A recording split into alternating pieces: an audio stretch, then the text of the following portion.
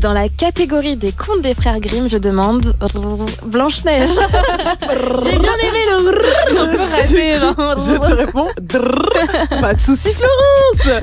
Du coup, la nouvelle adaptation Saw 2025 du classique animé de 1937, Blanche-Neige a enregistré un des pires démarrages de l'histoire de Disney. Les gens doivent se dire quoi, mais c'est un des pires démarrages. Alors pour sa deuxième semaine à l'affiche, le film a vu ses recettes chuter de 66% au box-office américain. Il y a plusieurs raisons. Déjà des polémiques incessantes sur Rachel Zegler, qui est l'actrice principale, qui est d'origine latine. Du coup, ça a provoqué la colère des conservateurs qui estiment qu'elle toujours les racistes. c'est Blanche-Neige. Ouais, c'est ça, en fait, elle devait être blanche à la Elle peau, peut pas etc. être foncée, Blanche-Neige. Elle ne peut pas être latina. Bon, ça c'est la première chose. Outre son jeu d'actrice qui est vivement critiqué aussi, le fils du producteur du film qui s'appelle Jonah Platt s'est aussi exprimé sur, je cite, l'immaturité de l'actrice sur les réseaux en déclarant que ses propos politiques qu'elle avait tenus pendant la campagne de promotion avaient clairement nui au box-office du film. Mais déjà, c'est qui pourquoi le fils du producteur genre lui, Parce c'est que qui son daron, il a fait le film. Ouais, mais Et en plus, il devrait se dire que en 2025, c'est hyper courant que les stars mélangent aussi leur vie privée, leurs avis, Ouais. Mais non, je mais pense moi, que- juste, c'est un random pour moi. Encore si c'était le producteur qui avait parlé, lui, c'est qui? Mais non, mais tu vois, en gros, comme ça, c'est un flop, Ouais. il a cherché une bonne excuse. Ouais. Et en plus, elle a fait ci, alors qu'il y a une autre Moi, je suis sûre raison. que c'est son daron derrière le compte. Dis-le, t'as mis ça sur X. Voilà, c'est ça. Mais il y a une autre raison aussi qui est politique pour le coup. Ce sont les prises de position affirmées d'une autre actrice qui s'appelle Gal Gadot, qui elle a toujours revendiqué son soutien ferme à Israël, au point de même s'engager dans l'armée il y a quelques années. Et du coup, même si ce film il tend à se montrer progressiste, comme avec la représentation des célèbres 7 nains, dit Blanche-Neige, dit les 7 nains, figurez-vous que dans le film, ils ne sont pas tous joués par des personnes atteintes de nanisme. Et du coup, les spectateurs ont reproché au film d'être trop woke. Trop de wokisme, tue le wokisme. Qui est-ce que vous pensez de ce film, même si vous l'avez vu ou non? Mais Qu'est-ce ça que vous pensez de déjà, cette polémique? moi je pense pas que ce soit ça qu'on lui reproche parce que j'ai l'impression aussi que il est pas si woke que ça. Genre en gros, c'est un peu ce qui ressort qu'en fait il est très lisse. Genre. D'accord. Et du Donc coup, c'est plutôt les polémiques à côté. et je pense aussi qu'il est, en vrai, c'est pas méchant, mais nul dans le sens où genre l'esthétique des nains, ça fait super peur. En fait, Oui, ils sont en image de synthèse. ça fait très très peur et enfin, moi je trouve ça dérangeant. Il y a plein de trucs comme ça où en fait je pense juste que c'était une erreur de reprendre Blanche-Neige parce que c'est quelque chose qui est très bien, qui a ses parts d'ombre et tout, mais qui sont intéressantes sur la vieillesse, sur genre le rapport à la beauté, machin et tout. Et là, en voulant en faire un truc un peu woke, politique, machin, ils en ont fait un truc en fait où ils ont gommé ces trucs-là un peu intéressants et ils ont juste rendu le tout grave lisse. Ouais, mais et- surtout qu'ils les ont pas remplacés correctement. aussi. C'est ça. Ils ont dénaturé le truc et tout. Et personnellement, je trouve que c'est hyper dommage de gâcher l'histoire de nos chères princesses Disney. On ne touche pas à nos princesses Disney, n'est-ce pas, Florence? Je vais y toucher là. Mais genre, ah là là, parce que les princesses Disney, déjà, je sais pas vous, mais moi c'est toute mon Mais enfance. tellement, surtout nous, les petites filles et tout. C'était Mais qui votre presse? Moi, c'était Jasmine. Ah, moi, j'ai toujours. Ma première cassette, c'était Cendrillon. ok. Donc, Je j'ai comprends. un lien particulier avec Esmago un peu. Tu vois. Ouais. capte. Moi, vraiment Jasmine. Et toi? Moi c'est Pocahontas, j'en parlerai après. Ah, Du coup, j'aime beaucoup. On va pas parler là du fait qu'à cause d'elle aujourd'hui on a plein de soucis de santé mentale parce qu'on a une vision complètement fausse de l'amour et Un une jour, mon vision- prince viendra. Bah non, genre une vision complètement fausse aussi et idéalisée de la femme. Mais on va voir qu'en fait, elles sont pas en forme les princesses Disney. Elles mentent aux jeunes filles, en fait, elles sont pas si heureuses que ça. Ouais, à fond. En fait, il y a une étude de la très sérieuse revue médicale du British Medical Journal qui a mis en lumière le fait que leur santé aurait été catastrophique si elles vivaient dans la vraie vie. Et vraiment, tout est bien qui finit mal, vous allez voir. Oh, wow. On va commencer par Blanche-Neige puisqu'on en parle. Eux, ce qu'ils racontent, c'est que cette pauvre femme qui a beau être la plus belle, etc., en réalité, avant de rencontrer les 7 nains, elle était super isolée. Résultat, le peu d'interaction qu'elle a, ça l'exposerait à des risques de maladies cardiovasculaires, de dépression, d'anxiété et d'une mort Comment on prématurée. peut gâcher la... Mais comment tu peux faire tomber le mythe comme ça jusqu'à mort prématurée? Vraiment, la magie est finie. Et d'ailleurs, c'est pareil pour la princesse préférée de Leila, Jasmine dans Aladdin, qui elle n'a aucun ami. Mais oui, en plus le génie le dit, je suis ton seul ami. C'est vrai que tu n'as pas d'amis. En tout cas, pour rester dans la santé mentale, il y a aussi Mulan qui est au bout de sa vie et qui sans doute souffrirait aussi d'anxiété avec toute sa pression familiale, son mariage arrangé, etc. Et d'ailleurs, dans la légende chinoise d'origine, elle se suicide pour y échapper. C'est pas vrai? Je te jure. Je savais pas, tu vois. Et dans l'étude, ils disent aussi que Belle, donc du coup de La Belle et le Clochard, La Belle et la Bête, pardon, aurait sûrement... La Belle et le Clochard. Non, parce que mais elle existe, non? Oui, ça existe. Ah oui, c'est le chien, c'est le petit chien. Oui. En vrai, La Belle et la Bête, c'est un peu La Belle et son clochard. La Belle et son clochard. Son clodo. Moi, il y a deux belles du coup dans Disney, mais là on parle bien de La Belle et la Bête. Elle aurait sûrement la rage, la maladie, la rage. C'est ça. D'accord. En étant en contact avec la bête, du coup, forcément, elle attraperait sûrement des maladies infectieuses. Et c'est horrible parce qu'ils se sont même demandé ce qu'elle aurait pu devenir si elle avait choisi Gaston. Du coup, c'est le mec super arrogant et tout. C'est pas mieux. Mais oui, justement, ils se sont dit que c'était pire. Je te jure, parce que pour sa santé mentale, être avec un gros narcissique comme lui, c'est pas ouf non plus. Pour Aurore de La Belle au Bois dormant, à force de dormir, il parle d'AVC, d'obésité et de diabète. Oh waouh. Ouais, Cendrillon Cantel, que tu adores, avec toute sa poussière et les paillettes de sa marraine, c'est cancer du poumon. Ah, tu vois, j'allais dire de l'asthme, mais on va jusqu'au cancer du poumon. C'est ça. Mais en tout cas, plutôt qu'un prince, elle aurait besoin d'un traitement respiratoire, en tout cas. Ah ouais, ventoline sur nous. Ah, d'accord. Et réponse, avec sa longue tresse qui lui sert un peu de câble d'ascenseur, elle aurait sûrement eu une alopécie de traction. Autrement dit, elle serait chauve et ce serait bien bête, du coup. Elle, il lui faut des compléments alimentaires pour que ses cheveux y poussent. Arrêtez de tirer sur sa tresse, franchement. Vraiment, à un moment donné, stop. Tout ça, c'est chaud. Et même là, si on regarde tout ce que tu nous dis, il n'y aurait pas eu de Pocahontas. Mais oui, c'est trop triste. Étant donné que dès les premières minutes du film, elle saute d'une falaise de 250 mètres de haut. Qui fait ça? Pour l'air déjà, du comment vent. ils savent que c'est 250? Ils ont tout calculé. Apparemment, sa chute, elle fait 9 secondes. Elle a fermé 62. Donc vraiment, ils ont tout calculé. Et en fait, si c'est pas fatal, c'est au moins des fractures dans tous les sens. Donc voilà. Sachant qu'à titre de comparaison, le record du monde de plongeon s'est effectué à 59 mètres de haut. Donc vraiment, je suis marre parce que je tiens quand même à préciser qu'elle a commencé sa chronique en 10 ans. C'est une sérieuse étude. Non, mais moi, ce qui me fait trop rire, c'est qu'il y a des gens, leur métier, ça a été de faire ça de toute analyse de Pocahontas. C'est ça, sur un dessin animé. Et moi, par contre, j'aurais kiffé faire ça. Ouais. Genre, vraiment, j'aurais aimé être dans tu leur vois, équipe. Leïla, c'est le genre de taf que tu fais quand t'es millionnaire. Et là, tu dis, voilà, pourquoi pas? Mais pourtant, je pense là, les scientifiques, je sais pas si en recherche, ils sont millionnaires. Hein. Ouais. Mais en tout cas, ils ont que ça à foutre. Ce qui est vrai, ce qui est sûr, c'est que ce qui est vrai dans tout ça, c'est que Pocahontas a vraiment existé au XVIIe siècle. Oui, parce qu'en fait, dans le Disney, on en a fait un personnage qui est libre et qui, par son amour, permet d'éviter la guerre et tout. Mais en fait, dans la vraie vie, c'est une femme qu'on a exhibée comme un personnage de foire à Londres pour attirer les colons en Virginie et qui est morte parce qu'elle n'était pas habituée à l'air pollué de la ville. Bon, bref, quoi qu'il en soit, il s'agit de Cendrillon, ça aussi. Hein. Ouais. L'air pollué, asthme, tout ça.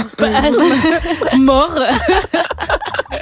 C'est horrible leur vie, mais bon. Grave. En tout cas, cette étude, elle est quand même purement satirique. Mais ce qui est intéressant, je trouve, c'est qu'elle parle quand même de problématiques susceptibles de toucher des femmes dans la vraie vie. Moi, je pense à la solitude, la violence, etc. Vous, est-ce que du coup, avec tous les débats et pas que cette étude satirique, vous avez changé votre vision des princesses Disney ou bien elle vous fascine toujours autant Tu sais quoi? L'année dernière, on avait fait un sujet et tu avais déjà expliqué que en fait, ça glorifiait les idéaux, que comme quoi c'est un mec qui devait venir te sauver, etc. Le sacrifice, l'attente, machin. Et depuis ce jour, je me suis dit, j'avoue pas bête. Mais sinon, depuis, pour moi, ad vitam aeternam, mes princesses Disney for life, tu vois. Oui. Et j'avoue, en étant adulte, tu te vois différemment, mais quand même, je resterai toujours une enfant de Disney. Je comprends. Ouais, moi aussi, je suis juste consciente des problèmes qu'il peut y avoir quand tu regardes, machin, mais c'est pas ça qui va faire que je vais pas regarder, que si j'ai des enfants, je vais pas leur faire regarder. Mais moi, je trouve c'est fou parce que parfois, je regarde des séries que je trouve ont mal vieilli et j'ai du mal, vraiment. Mais Disney, j'ai beau savoir, je peux re-regarder adulte. Mais parce que c'est vraiment la nostalgie pure, tu vois, le truc vraiment de notre enfance. Il y a vraiment un truc féerique, en fait.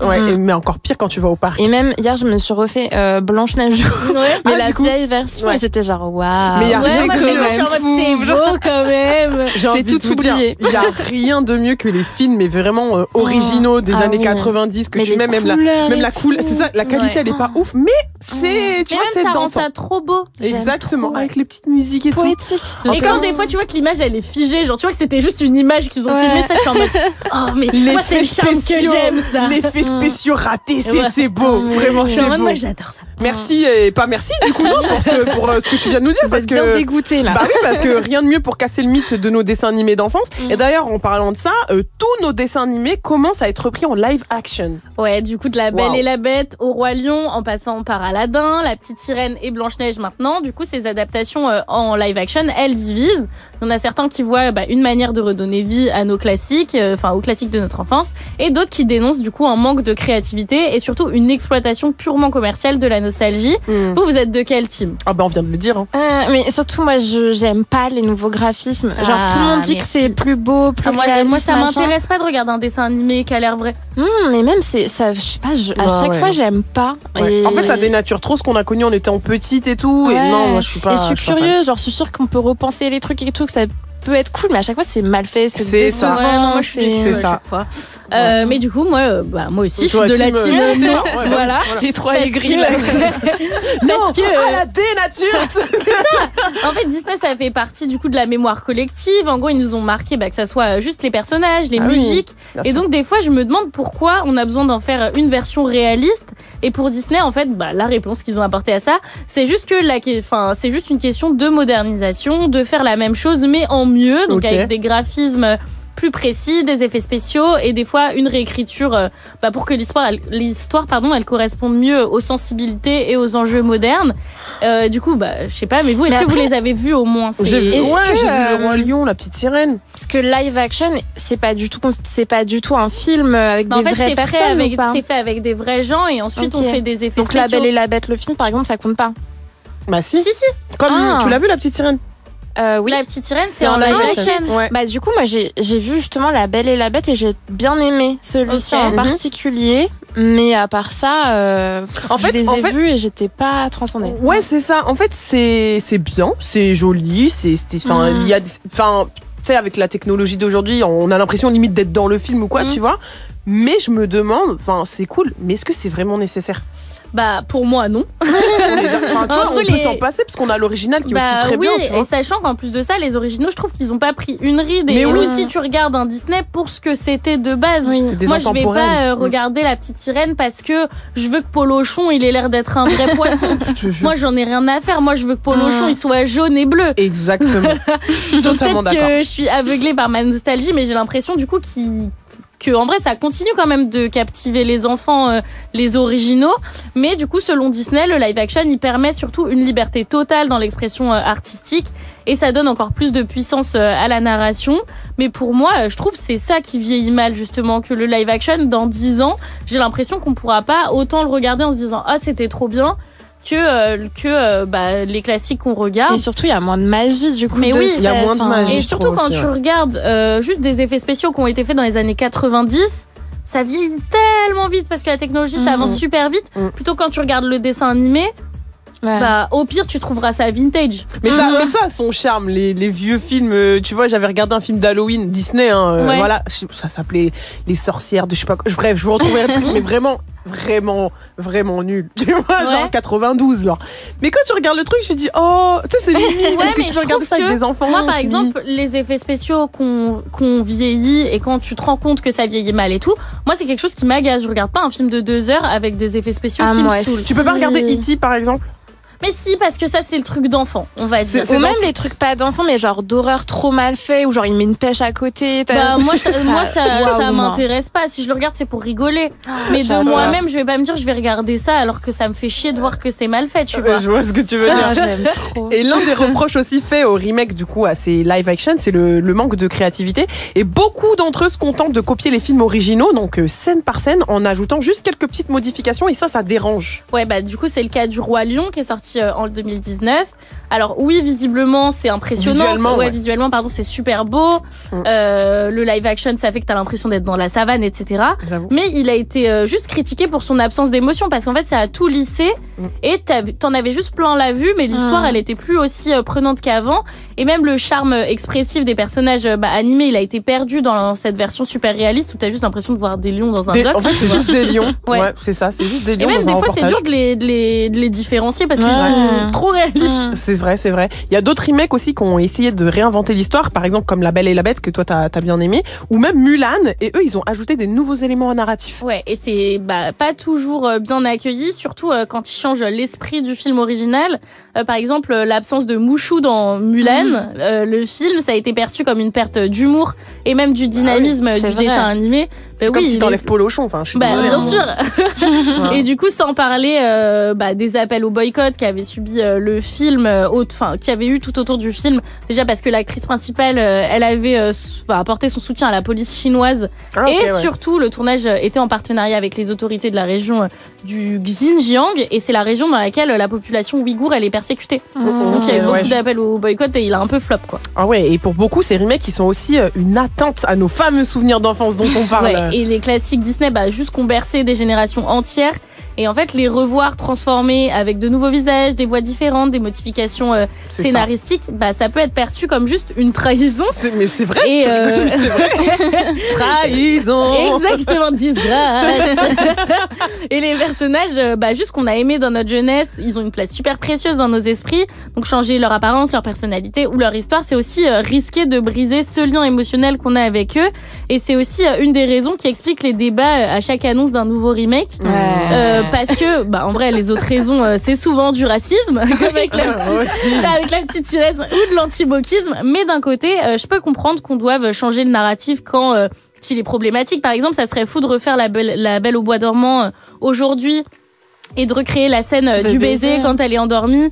Après, tout le travail autour de la culture du viol qu'on fait aujourd'hui, et même les procès de Mazan autour de la soumission chimique. Mais ça, ce serait vraiment fou, genre de voir qui garde cette scène. Mais justement, je pense qu'ils la garderaient jamais. Oui, je pense pas non plus. Mais après, justement, qu'est-ce qu'ils en font aussi? Parce que juste l'enlever ou juste... Mais d'un autre côté, pourquoi vouloir le refaire? Pourquoi vouloir le refaire tout simplement, en fait? Arrêtez de vous fatiguer à faire ça.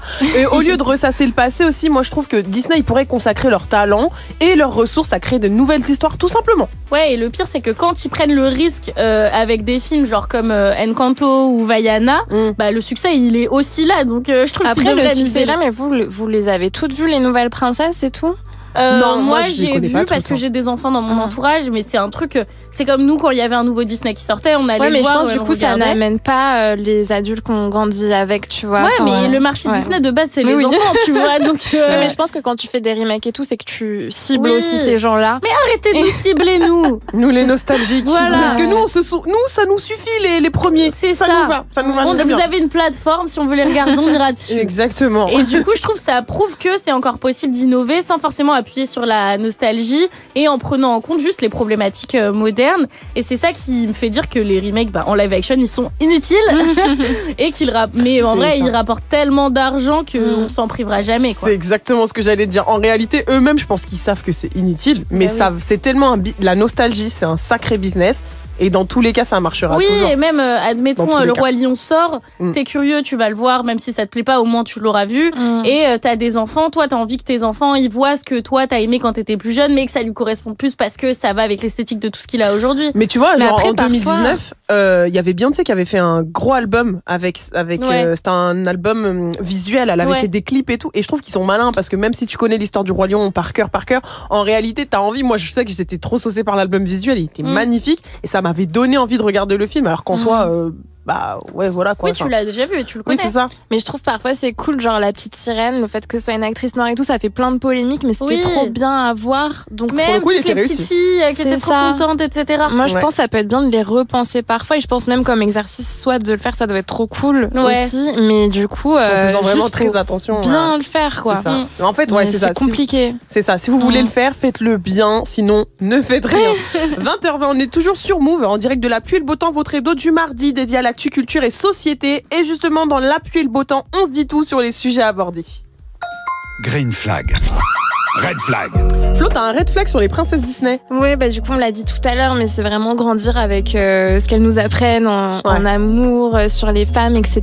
Je pense que on se rend pas compte, mais en fait ça baigne tellement nos petites vies de petites filles ou petits garçons qu'il y a vraiment un truc où tu ingurgites plein d'informations un peu floues et en fait ça devient très concret quand t'es adulte et voilà. Mais et tu te rends compte que c'est pas un prince qui arrive. Bah, c'est ça. Vraiment. En plus tout le temps dans ces films-là, c'est des gars qui donnent beaucoup d'action, machin et tout, et après quand on est grande, on pense qu'ils vont faire force de proposition, faire des restos, machin et tout, et après ils sont tout mous.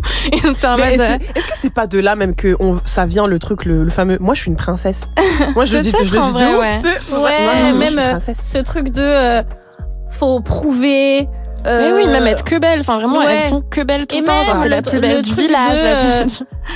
Les femmes en amour, elles doivent être patientes parce qu'il faut attendre que le mec il soit prêt, faut attendre que le mec il ait changé, le fameux prince charmant. Faut attendre que ça soit en gros la meilleure version de lui-même, alors qu'en vrai non, c'est pas une bonne version qui dégage. Et même quand on attend justement des gars à la part d'initiative, encore s'ils étaient comme ça dans la vie, mais là ils sont juste tout mous en général.